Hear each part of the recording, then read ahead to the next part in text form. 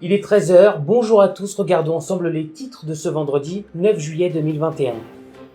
Jour J pour la réouverture des discothèques fermées depuis 15 mois maintenant, des conditions sanitaires strictes sont mises en place, mais nous le verrons, toutes ne réouvriront pas aujourd'hui. Le variant Delta continue de progresser en France et dans le monde. Plus de 4400 cas de Covid-19 ont été détectés hier.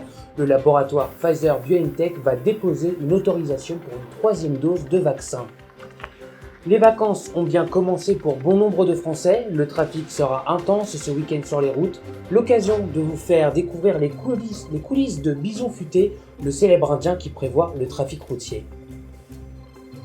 Cela fait maintenant 15 mois que les discothèques sont fermées, mais depuis aujourd'hui elles sont autorisées à ouvrir. Des jauges sont mises en place, le pass sanitaire est obligatoire. Jordan Klein. C'est le jour J pour Angèle.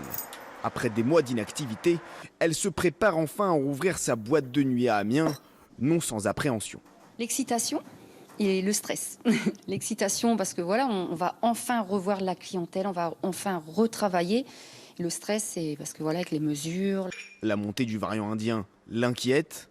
Sa crainte, devoir refermer rapidement. Alors ses stocks, elle les fait au jour le jour et elle respecte scrupuleusement les règles sanitaires. Michel, tu viendras me désinfecter boule par boule, s'il te plaît. Tous les jeux, même jusqu'aux boules, les plateaux, les queues de billard. Et aussi tout ce qui est palais, balles du baby-foot, qui est désinfecté.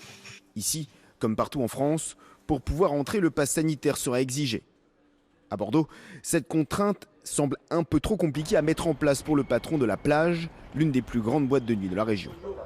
Aujourd'hui, je suis dans la totale incertitude. Le protocole qui est à faire aujourd'hui qui me paraît très compliqué à suivre. D'après les professionnels du secteur, en France, seuls 3/4 des boîtes de nuit accueilleront leurs clients. Hier, plus de 4400 cas de Covid-19 ont été détectés en France. Le variant Delta continue de progresser rapidement en Europe. Le laboratoire Pfizer-BioNTech va demander l'autorisation d'une troisième dose de vaccin, ce qui permettrait de lutter plus efficacement contre les variants. Explication de Lise Vogel.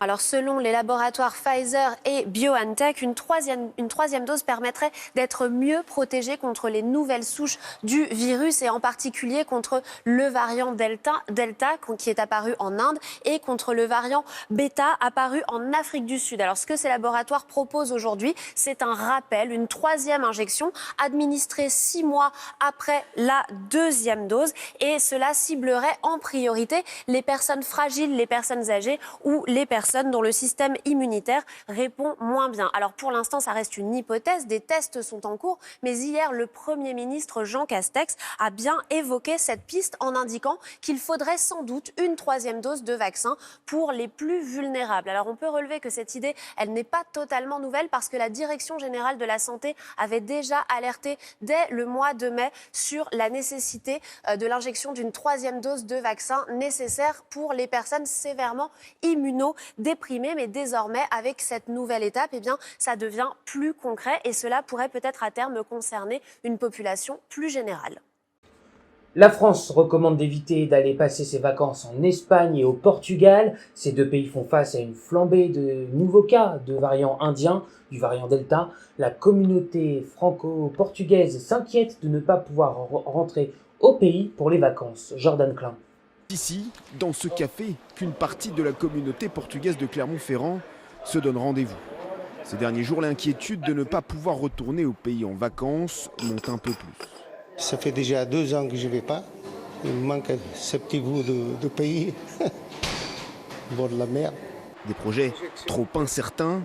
Alors pour eux, les vacances d'été se passeront ici, en France. Comme c'est en train de monter de un peu partout le Covid, c'est possible qu'ils ferment les frontières. J'ai peur qu'on m'arrête et que je reste comme ça en Espagne. Dans ce restaurant portugais, c'est le même constat. La flambée des cas de Covid dans leur pays natal ne leur donne pas d'espoir.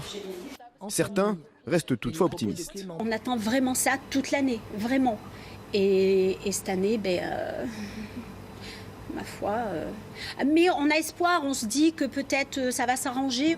Pour l'instant, le Portugal est sur la liste des pays classés verts. La libre circulation y est donc assurée. Clément Beaune, secrétaire d'État aux affaires européennes, conseille toutefois d'éviter de s'y rendre. La Russie fait aussi face à une nouvelle vague extrêmement sévère de Covid-19. Des records de cas et de morts sont régulièrement battus ces derniers jours. La tension hospitalière est forte. Luc Lacroix. Le thermomètre dépasse les 30 degrés. Inhabituel pour Saint-Pétersbourg et éprouvant pour les patients. Dans leur combinaison de protection, la chaleur est presque intenable pour les soignants, mais ils n'ont pas le choix. La quasi-totalité des 760 lits de cet hôpital sont occupés. C'est terrible. Tu ne peux pas respirer, tu ne peux pas dormir, tu ne peux rien faire. C'est vraiment dur. Honnêtement, j'ai à peine survécu. Vraiment. Saint-Pétersbourg bat régulièrement des records de décès quotidiens. C'est avec Moscou l'épicentre du Covid en Russie. 24 800 nouveaux cas détectés hier, selon les chiffres officiels. Pour l'instant, rien ne semble en mesure d'enrayer cette flambée. Gestes barrières et port du masque sont toujours mal respectés en Russie, même s'il y a un léger mieux. Même chose pour la vaccination, on part de très bas. Quant à un reconfinement, les autorités ne veulent toujours pas en entendre parler. Les vacances ont bel et bien commencé pour bon nombre de Français. Les commerçants espèrent une bonne saison touristique pour pallier les pertes liées au confinement successif. Illustration à Antibes avec Marie Justet. Ils peuvent enfin profiter de la mer. Sur cette plage près d'Antibes, les premiers touristes de l'été sont déjà arrivés. Du côté de Nancy et Roanne, il pleut, il fait froid, donc on est bien ici. Là ça va, il n'y a pas beaucoup de monde, mais je pense que ça va arriver, fin de semaine, tout ça. Beaucoup de vacanciers sur les plages, mais dans les hôtels, ils se font plus discrets. Dans cet établissement familial, seuls quelques habitués étrangers ont fait le déplacement. La saison touristique reprend tout doucement. Ça a du mal à démarrer, on a beaucoup de courts séjours. Voilà, courts séjours, une nuit, 2 nuits, et c'est vrai que ça, on n'a pas trop l'habitude. Sinon, je pense que la saison va vraiment démarrer après le 14 juillet. Pour l'heure dans la région, le premier prix de l'occupation touristique revient à Cannes. Avec son festival et ses stars, la ville attire toujours les foules.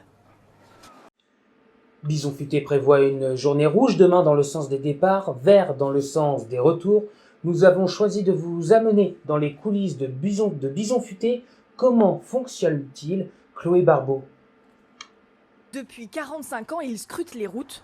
Bison Futé est devenu un gigantesque outil de collecte de données, capable d'anticiper longtemps à l'avance les déplacements des Français sur tout le territoire. Les prévisions de Bison Futé sont faites en 2 temps d'abord. On les fait 1 an avant, donc en décembre de l'année N-1 pour l'année prochaine. Donc là, on publie un calendrier. Et ensuite, 15 jours avant, à peu près un week-end coloré, on publie des prévisions détaillées où on rentre au niveau des prévisions par axe, par heure à éviter. En 1976, pas de data, mais des opératrices postées sur les aires d'autoroute. Elles guidaient les automobilistes vers leur lieu de vacances pour qu'ils évitent les embouteillages. Pour votre itinéraire pour l'Espagne, voyez, alors si vous avez quelques ennuis, en principe, les bouchons sont sur la 10, la nationale. Pour cet été, Bison Futé prévoit des pics de circulation le 31 juillet et le 7 août. Ces week-ends sont classés noirs sur l'ensemble du territoire. C'est la fin de cette édition de la mi-journée. Merci pour votre fidélité. Très bel après-midi à vous.